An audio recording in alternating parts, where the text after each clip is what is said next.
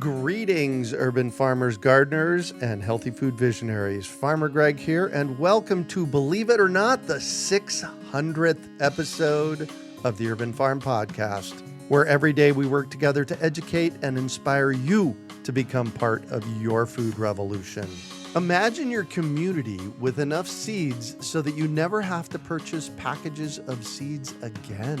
That is what Bill McDorman and I imagined in 2011 when we put together our first seed bank in a freezer at my house. Since then, we have come a long way, realizing that one freezer in the midst of 4.5 million people ain't gonna fix the problem. We came to understand that education can move us in the right direction. So, Urban Farm U and the Great American Seed Up have partnered to put together an amazing seed learning opportunity just for you. This online event called Seed Up Saturday is designed to jumpstart your seed-saving journey. Our next Seed Up Saturday is May 22nd, 2021 at 9 a.m. Pacific. To sign up, visit seedupsaturday.com. This event is free and online with a series of short seed-saving classes jam-packed with education so that you get the most out of the 3 hours we spend together. Some of the topics we will be covering include urban seed saving, creating your own varieties, growing and saving wild seeds, an introduction to seed patenting, plus a few surprises along the way. Visit seedupsaturday.com to reserve your free seat in a class that will change your life forever. Welcome, everybody. Greg Peterson coming to you from the Urban Farm in the heart of Phoenix, Arizona. And I'm here with Bill McDorman. Welcome, Bill. Hello. I'm here. I cracked up when I read this. So each month what we do is we get a script, not so much of a script, but this is what we're going to talk about. And I usually read it about 10 minutes before this thing starts. So I just want to read this to you guys real quick because this is great. It says, "Come see Passion Unleashed. Those of you who know Bill McDorman from the Rocky Mountain Seed Alliance would think it unlikely he would get more excited about seeds, a particular kind of seeds. But wait until you hear him talk about grains and grasses. Bill is deep into the fresh flower movement." You know, I had to read that twice because my brain went to cut flour. No, the stuff that you make bread out of. And this movement starts with growing and adapting grains to where you live. Learn the difference between our modern, highly processed grains and the ancient ones that are kinder to our bellies and backyards. Who wrote that? Oh, yeah, that was a bell, right? Okay, cool. Well, that's what we're talking about tonight. So thank you for that, Bell. We greatly appreciate it. And welcome, Bill. Let's jump in. Growing grains. So first of all, here's what I know. What I grow in my yard isn't grains, and it's a few eggs because we have hens, and it's vegetables, which is what, 20% of our diet, maybe? Right. And you told me a long time ago to grow grains because grains is a much bigger part of our diet. Can you say more about that? Oh, about 70% of the calories. It varies, Wow. and it depends on your diet. And that includes, if you include that we grow most of the grain in this country, the corn anyway, for feed. Not people feed, animal feed. Animal feed, and we eat the animals, then, up to 80% of our diet is based on grains. Mm-hmm. Wow. So, yeah. So what are you doing about it? Well, I got involved when my young farm manager, when I was at Native Seed Search, came up to me one time and said, "Look, Bill," he said, "all these veggies are really great, but they are the icing on the cake." He said, "We need the cake." This was and Evan, he was talking right? about that 80%. This was Evan, right? Yeah. Yeah. So you got to tell everybody what happened with Sonoran white wheat while you were at Native Seed Search. There's a movement all over the United States for people that are, that are smart and questioning the supply lines that they have for their food. Everybody wants more local. They know that makes their local economies better. I mean, and it's not just a little better, it's hundreds of millions of dollars better. That's what we found out from Ken Meter at his Crossroads Center in Minnesota. If you want to find out if the agriculture where you live is working, go to the Crossroads Center website and look up, and they've probably done a study in your area. If they haven't, they'll do one. But we found out in southern Arizona that if we shifted $5 more each person to local food each week, Yes. we're just talking $5 more a week down at your farmer's market. Find something local to buy. If we did that, we would add $300 million to the local economy. Isn't that amazing? Southern Arizonans were buying $3.3 billion of food a year, and $3 billion of it leave. Those are dollars that go out. They never come back. Right. And so we got into a project to grow grains and got a grant, Sarah grant. It was actually started just before I was there as director, but we had 6 partners. And one of the grains was white Sonoran wheat, which was one of the oldest wheats in Arizona. It's been there for 400 years. Was that all? Probably brought by Father Kino, the Right. first missionary, and it just worked. And it was been saved and adapted. It helped develop a beautiful agriculture along the Gila River until the river was dammed, basically by Chandler, when they made Chandler, Arizona. Mm-hmm. And that agriculture collapsed and the seeds pretty much disappeared. And Dr. Gary Nabin found a few handfuls as part of starting Native Seed Search. And so we had some of those in our collection. There were some others around. Anyway, we started growing it out. And through this grant, we got 6 people to actually seriously start. And out of that came a real awareness. And I think the second year, some people from Avalon Gardens came to me and said, Bill, we need 400 pounds of white Sonoran wheat. And I said, well, they said, we want to buy it from Native Seed Search. And I said, it's pretty short supply. I'm not sure we're in the seed selling business or whatever. And they looked so disappointed. And then I remember something that Vandana Shiva had said to me about, if farmers need seeds, you give them to them. Yes. And if and when Amen. they can, they will return twice as much. So that's what I said to him. And that was the deal. I said, I'm not going to sell them, but I'll give them to you. And if and when you can, you'll give me 800 pounds back. How's that work? How much did They you got give their them? pad out, and we did an envelope, and we figured out that was about 1/40th of the crop Oh my gosh. that they were going to grow. And they go, deal. And I realized in that if I had sold it to them, that was the end of the deal. Yes. Right? I get my money, they get their seeds. But because we did it this way, we were married at the hip around this project. I wanted them to be successful, and they wanted to be successful. Yeah. Well, that is the key piece. And I've heard you say this before, that you use the word married. You got married in this process. Right. And it blew up from there. So continue. So what happened was I forgot all about it, to tell you the truth. I was busy. It's a busy job down there. Mm-hmm. I had $1 million budget, 13 employees. So I get a call. It's got to be almost 2 years later. Oh, right. And it's Jeff Zimmerman from Hayden Mills. Oh, right. And he goes, Bill, I got 5,000 pounds of white Sonoran. Where do you want it? And I go, I don't have 5,000 pounds of white Sonoran. And he goes, oh, yes, you do. And I go, what are you talking about? And he said, well, your 400 turned into 800. Instead of bothering you, we just gave that to somebody else who doubled it. And then that got doubled again. And he said, I think there's about 5 totes here. I don't know. They said to take it to you.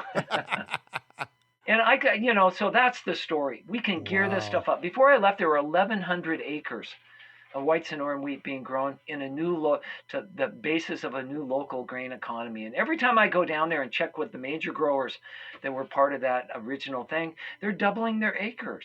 Yeah. BKW Farms is doing it again. I mean, this is really, I'm saying that because, we were trying to skate to where the puck was going to be.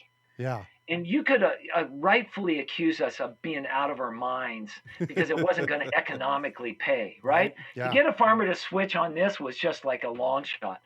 But now we're getting there, and the puck is there, and people are starting to actually make it work. So yeah. Well, and I know locally, Jana Anderson is a large grower of Sonoran white wheat up here in Phoenix. Yeah. So. Grain R&D in Queen Creek. Oh, right. They're large growers. It's a beautiful wheat. It's not really great for flour, for bread flour, white bread flour, because it doesn't lift. It doesn't have the glutens in the right structure to do that, but doesn't have the glutens in the right structure.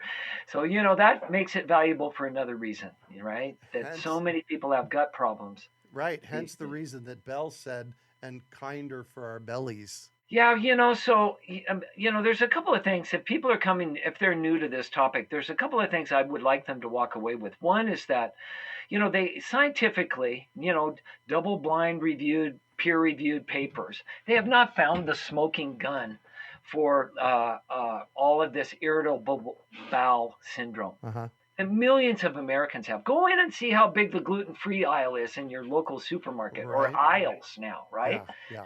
I mean, this is a huge new profit center for people because people have problems with their guts. And virtually 98% of all the wheat grown in this country that's consumed is grown for white bread. And most of that white bread has up to 22 additives. Wow. It's more like saying Velveeta instead of cheese. They take out half, all of the bran, all of the germ, which is where all the flavor and all the nutrition is, by the way. Yeah. And then they put stuff back in to make it good for flour, to make it good for bread. And so, do we have bad guts because of that? And what's causing it? Well, there's a lot of things that could be causing it. And so, what we found generally, and this is the takeaway, is that when we go back earlier into older heritage and ancient grains, clear back to the first grain, einkorn. And that's what that means. Ein means one, korn means grain. Korn, einkorn. Einkorn was the first wheat. You go all the way back to einkorn, and it's a completely different chromosomal structure, 42% more protein. It has gluten, but not the same kinds and conglomerations of them. That's my word. And it doesn't seem to hurt people's bellies as much. Yeah. Generally. All right. And then you add that into the fact that people are going back to old sourdough fermentation. Oh, yes. The old wild yeast. Yes. They take longer. Industry got away from that because they created these super yeasts that they don't have to, wait as long to get their bread to rise, right? And time is money, and that's what we're all eating. But you go back to the old 24-hour, 48-hour ferments and get back into these heritage grains. And people who have had to give up grain totally are now, after a year or two, healing themselves and starting back with small amounts of these things and getting by. Yeah. And that's really exciting. So anyway, that's powering this movement. Yeah. So I just want to go back and reframe one or re-look at one thing real quick. You went from a few handfuls of Sonoran white wheat to what, 5 or 8 years later to tons of it? Thousands of pounds and 1,100 acres. Wow. This stuff scales up pretty fast. We have a heritage grain program, and we'll send you 50 seeds of some of the heritage and ancient grains. And why do we choose? Why 50 seeds? That's all we have. A lot of this stuff has been so marginalized for the last 100 years, it's just really hard to find. But we got a list. It's the 1921 USDA classification of wheat varieties. And it has a map of the whole United States, and it shows you what varieties of grains were growing in each state and how many acres. So we had local grain economy. We did that once, and it was largely before chemicals. Yeah, that's what we're looking for. And it was largely before these huge, center pivot irrigation systems. Right. So it's more drought tolerant. So we're finding those varieties that were best in each of those states, and we're starting to get small amounts and getting them out to people. So I could send you 50 seeds. We can help you decide what grows best where you are, at least from what we've learned so far over the last 4 years. Send you 50 seeds, and in 1 year, you can turn that into a pound. In that next year, if you take that pound and plant it, you can turn that into 100 pounds. Wow. And once you have 100 pounds, you're doing acres. Right. And so that's how quickly it scales up. Nice. Dr. Ralph Bush, and if you want to know what that means, another sort of thumbnail measurement that we've come up with is Dr. Ralph Bush teaches metallurgy actually at the Air Force Academy in Colorado Springs. And he grows his own grain and makes his own bread and cookies. He's just this really great guy. He does it in his backyard on 100 square foot beds, John Jevons style. Oh, right. You don't need a combine to grow grain. And he figures he gets 7 loaves of bread off 100 square feet. Wow. So, if you wanted to make your own loaf one a week, you'd need, like 8 beds. So this is actually doable. for most people, we're learning how to garden grains again Yeah. and bring them in, and then use that straw in your compost. Use it as a cover crop, your grain, you know. I just had Thunderfoot over here, a good friend of mine who's a seedsman, and he was telling me that what I need to do next is plant all my little tomato plants in and among my Sangaste rye plants Oh, that I've right. got. And the reason is I'm going to harvest the rye in a couple months, Right. and then the tomatoes will be just kind of get protected and they'll just Yes. become as a rotational thing. Oh my God, the possibilities are endless. So You mentioned John Jevons. yeah, We had John on the podcast on episode 423 and 424. So I had him for 2 podcasts. So if you want to jump into John Jevons and his square foot gardening method. No, he's not the square foot gardener. That was he's biointensive. biointensive gardener. That's right.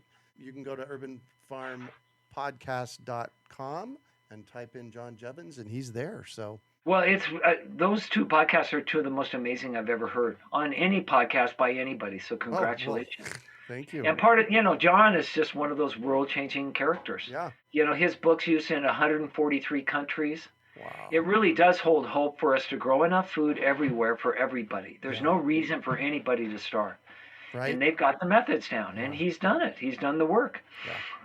Hey, Christina said, if white Sonoran wheat is not good for bread flour, what do you use it for? Well, guess what? That's where the whole idea of the flour tortilla came from.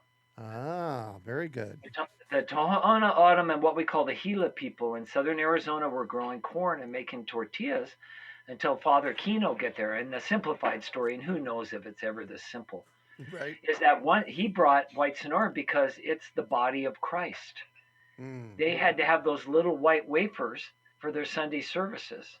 And so wherever the Spanish missionaries went in the 1600s, they brought their wheat and they would grow it out and make these wafers. And so when the natives here, Native Americans, figured out that they could grow a whole nother crop, the first thing they said was, wow, can you make tortillas out of these? And white Sonora is famous for those huge, big, white flour tortillas. So that's the number one thing that it's used for. It's also favored by bakers. There's this, and I'm not, my palate isn't that well developed, but they tell me that the hard red wheats that those are tannins, and those have their own flavor. And you take all of those out of a wheat kernel, which is what you get when you get a white wheat, and there's actually more of the other flavor comes through. And so they say it's actually one of the more flavorful wheats. And I use white Sonora in almost everything I bake. I just make sure I have other things in there also. Nice. Christina says, what was that Crossroads something? Did you say something about Crossroads? It's called the Crossroads Center, and it's in Minnesota. And the man's name, if you'll just Google up, Ken Meter, Meter, Crossroads Center.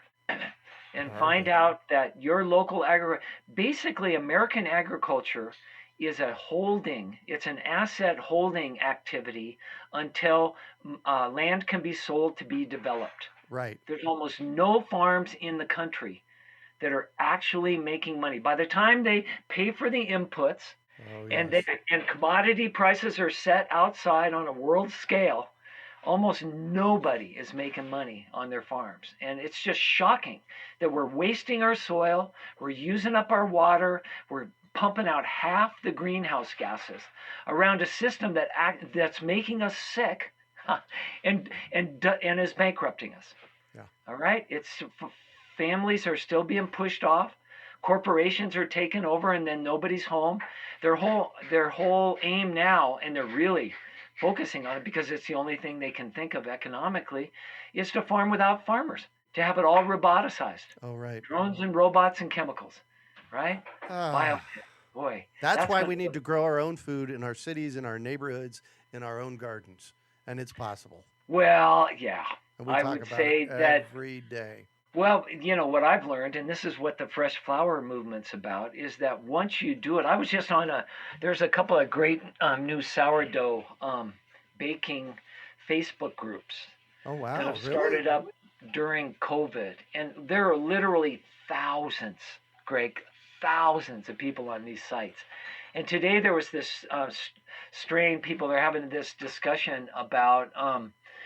Do you guys ever go out to eat anymore after you figured out how to do your own local fresh ground grain and make your Wow. own bread and pasta? Uh-huh. And every single person on there goes, nope, nope, nope, nope, nope. And that's what happened to me. It's just like you can't go back. Yeah. It is so much better, and that's what's really propelling this. You can do it for all the big macro and economic and political reasons, and we should do it for that too. But the real reason is it's just unbelievably good. Bella and I made buckwheat pasta. Oh. Fresh ground buckwheat. I've got my little mock mill so that I can grind. So you don't want to break the shell of your grain until just before you eat it. Why? Because volatile oils are inside. And the second you break it, they start to volatilize. They're volatile, right? And that's your flavor and your nutrition. So that's where the fresh flour part, the fresh part comes from this movement. And you want to do it with a mill that is horizontal with stones. Why? Because those stones rub those oils into your flour really deep, and the whole thing starts tasting on a level you've never had before. So fortunately, we've got little desktop mills now. Everybody could have one. Buy your grains whole, and you're in business. Which one do you use? I use a mill called Mock Mill, Mockmill. Is that a stone? Is it a stone one? It is stone. So here's the story about mills. The number one selling and probably the best one in the world for years has been a mill called Como, Komo. And they're handmade in Belgium, and they've got beautiful wooden, covers around the stone mills. And I've always wanted one. The problem is they're hundreds of dollars. Mm-hmm. And so one of the partners that started that, actually the engineer who did the stones, the mill part, Wolfgang Mock, he's the Mo in Como. He broke off a few years ago and said, you know what? We could put recycled plastic around these stones and cut the price way down and actually start selling these to everybody. And that's what they've done.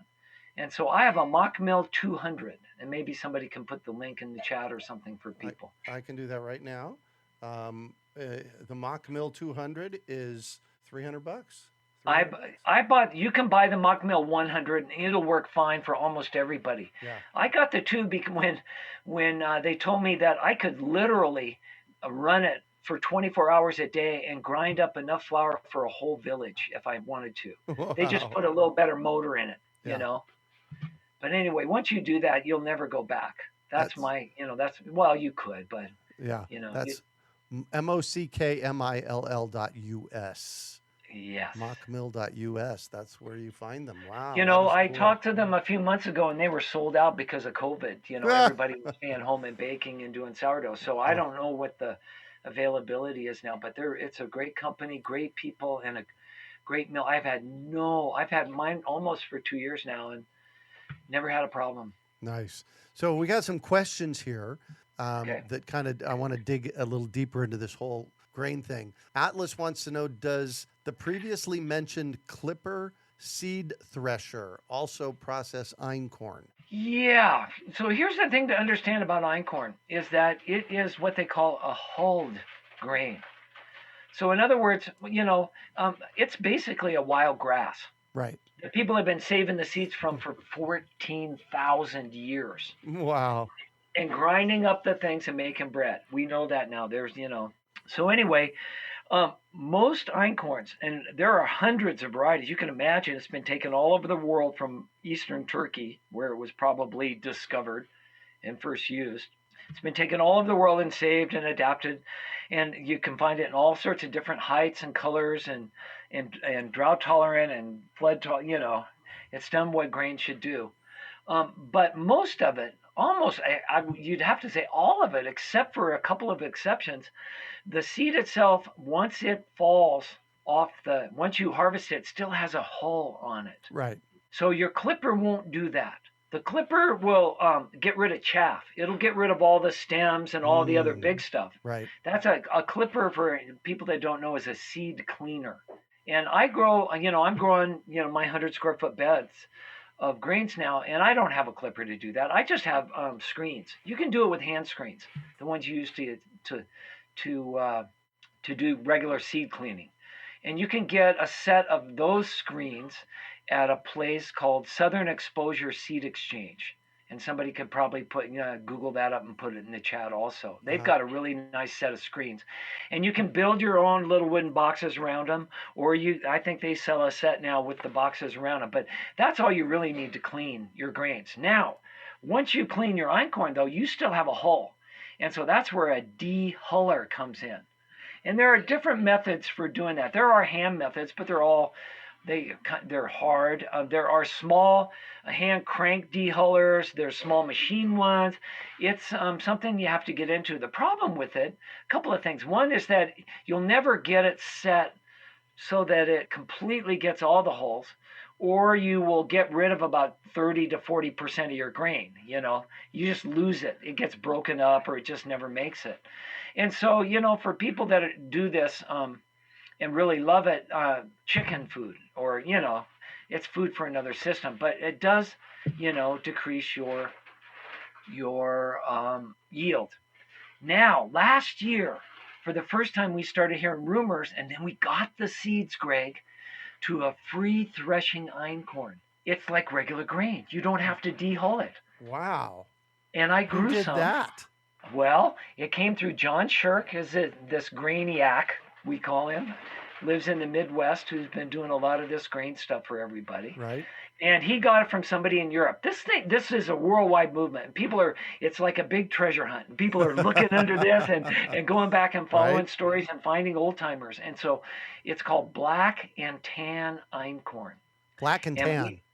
Black and tan, because the seeds themselves, I'll pull up a picture before we get off, and I'll share it with everybody. But it is a beautiful grain. It is just a beautiful grain. Might have one here. Nice. That I can show people. So I want to touch on, before we get too far along, how people can get grains, because we have a question here from Beth. She says, is there a strain of cold, hardy, high-altitude grain that will grow in Utah? And so I'm sure you've got something. And how do people find out about the grains that they can get from Rocky Mountain Seed Alliance? Well, there's a couple of things. So we have put together a program, and it'll be in September, I think we start. We're going to do an online grain school. Oh, nice. So if you want to go down the rabbit hole with Alice and never come back, then that's what you want to do. And we'll give you the whole big story about everything. In lieu of that, we have a program called the Heritage Grain Program at Rocky Mountain Seed Alliance. And so we ask for a $50 donation, because that just helps keep the lights on and keeps this thing going. And with that, you can tap into the 285 varieties of grains that we have discovered or have been sent to us so far. And we're starting to get 285 different grains. And these aren't available for sale. There's no single place you can go buy them. This has all been cobbled together in real time around people that are really excited to do this. And so that's, again, people know we're getting a reputation. People go, oh my God, get those guys that black and tan einkorn. And we only got a little bit, and I grew out. We've got about 3 or 4 ounces now. And so we're sending 50 seeds out to people through our Heritage Grain Trials program. Of course, we know what works in Utah, somewhat. We don't know if there's thousands of grains that might work in Utah. There were 30,000 varieties of wheat alone growing in the United States in 1900. Wow. Is that all? This is like a big treasure chest we're opening back up again. Right. And so we've got the list of the things that were working in 1921. One of those varieties is, and one of the most successful in the northern part of Utah, was known as Loft House wheat. Ken? Loft House. Where have I heard that? Ken? What's that? Isn't it Ken Lofthouse? No, his name is Joseph. Joseph. There you go. Joseph is one of our seed stewards. He teaches at our seed schools. He's just released he's starting to release his new book called Land Race Gardening. Wow. Which is going to start changing things. Turns out Loft House wheat was his grandpa. If that's his family wheat from northern Utah, these guys have been in the selecting and saving their own varieties for a long time. Yeah. And so those are the kinds of treasures and stories that happen. So just let me add one more thing about grains that grow high and cold in Utah. Generally, wheat doesn't grow as high and as cold as rye or barley.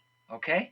So you may get up out of the wheat zone if you get high enough and cold enough. I'll just tell you that. So you may want to go for the other grains because they're bomb proof. We found a variety of rye that's been growing for 100 years and reseeding itself in Flagstaff, Arizona without any care for 100 years. Wow, really? Yeah, it was just an old field, and Steve Alston did some research, and the field was owned by a man named Coach Phil, and he would drive by it on his way to work, and after he started learning the grains, he goes, "I think that's rye."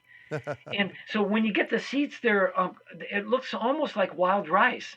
All the different colors, it's reverting back to the wild, and they're at 7,000 feet in Wow. Flagstaff, and this rye is taking care of itself. So we have all sorts of possibilities with this. Wherever you live, we can find a grain that'll work for you. So that's RockyMountainSeeds.org. And on the front page, there's a drop down menu called Heritage Grains. Yeah, we've got 185 people now signed up for this program that are growing grains. And then what we'll ask you to do is we like to send you 3 if it's your first year. Increase those, and we like you to send us back at least 100 seeds. And some people are sending us back a half a pound because that's half of what they did, and then we can use those to send them to other people. And we started this program with like 12 people, and now we have 185. Nice. And this is how we're going to resurrect local grain economies all over the Mountain West. It's really an exciting program. Yeah, and worldwide, even, it sounds like. Well, we have people from all over the world. Yeah, but that we didn't start out that way, but Right. Whatever. Christina says grain school was awesome. She went last year. She also says, can you eat the rye that grows from the rye originally used for cover crops? Oh yeah, it's all the interesting thing about the history of rye. Rye is different than wheat. Wheat has gone through 2 what we call catastrophic sexual transformations. It's a completely different plant. The modern wheat has 42 chromosomes. All right? Einkorn has 14, and it's gone through a couple of changes in between. Whereas rye is the same. Rye is just a wild grass. Cicale cereale is its Latin name. And it's just been saved and selected and moved around. And so it's used as a cover crop by farmers who don't harvest it to eat is all, or it goes to bird food. Interesting. But you bet you can. And if you've got some growing where you are and you're used to it, start saving it. Start saving those kernels that are big, the ones you like, maybe the best flavor, and you can have your own variety. What I'm laughing about is Christina says it grows as a weed everywhere in Colorado. Yeah, well, good. Thank you. Food That's what we growing need. everywhere, right? Weeds to feed the people. Yeah. Aren't we lucky? Right. Exactamundo. You mentioned rice a little while ago, and Atlas wants to know advice on growing dryland rice. Yes, do it. Do you know anything about it? Oh, God. John Shirk, who is the Grainiac from the Midwest, Indiana, I think, who's done so much work with all the grains. His friends bid him goodbye. When he got into grains, they knew that they wouldn't see him for years. And that's what happened. He just got into it and started growing and trying and then making seeds available. And in the end, he's wrapping it up. He's giving up he's been shipping out small amounts of seeds to people all over the world now for years. And he's going on to other things. He needs a break. Yeah. And bless you, John, for all the hard work that you've done. And one of his summary statements after going through all the ancient grains, he's got einkorn. He's the one who sent us the black and tan einkorn. Going through all of these grains, he said, for the time, energy, and money for the small grower in the United States, probably upland rice is what we should be growing. You'll get more rice more easily and more good food out of it than any of the other grains. And so that's the ending statement on that. And so I think we've got 14, I don't know, I'd have to ask, it keeps growing, the program that we found, largely through John, that we make seeds available for. So upland rice it's called upland or dryland rice for one very good reason. You don't need a rice paddy. Oh, Okay, you right. can grow it in a regular field the way you grow your other grains. Okay, so Mm-hmm. it's just, and so rice paddy rice is really great because you don't have to weed. Right. Yeah. Everything else drowns. They just found a variety that worked with the water. Christina wants to know, how do you spell shirk? Sherck. And that's a person. That is John Shirk. Shirk seeds. There you go. Cool, cool. Wow, we have, as usual, we have packed so much into the past. We're almost 45 minutes now.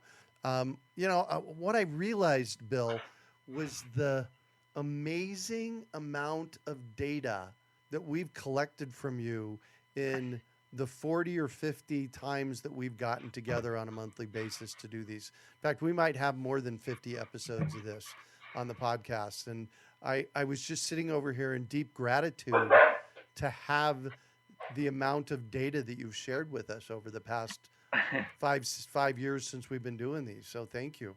Well, it's my pleasure. I'm going to share my screen real quick, if you don't mind, for Okay. everybody, just for a second All here. right.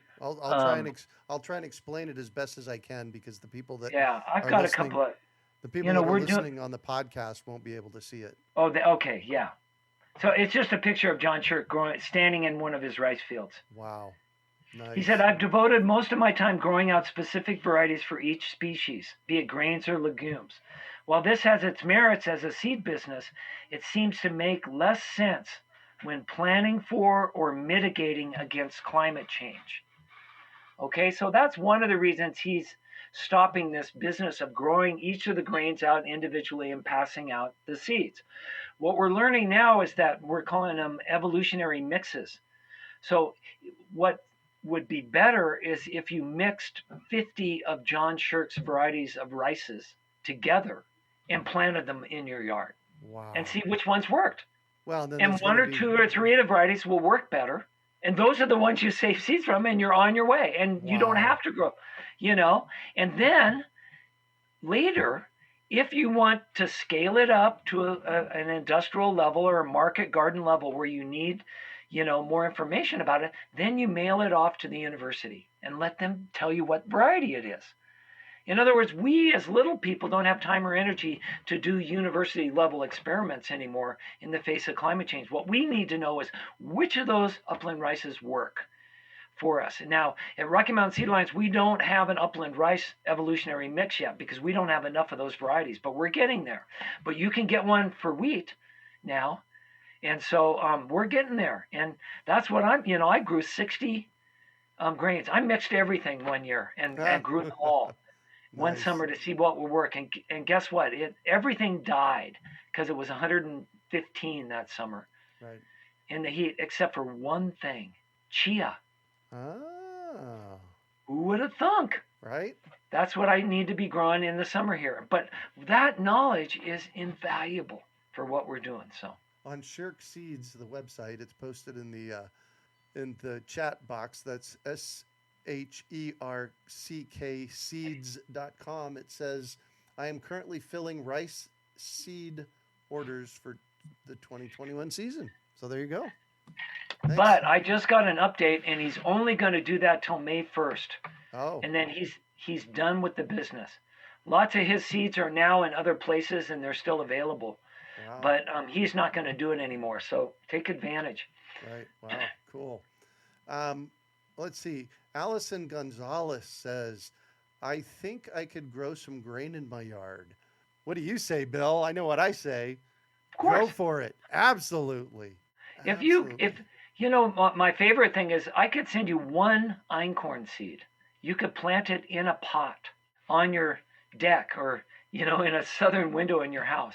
You could grow the plant up and get 500 seeds and send me some. And that would help us. I mean, whatever you can do, it would be worth it. Just to, it's amber waves of grain. Your neighbors will come over and cry.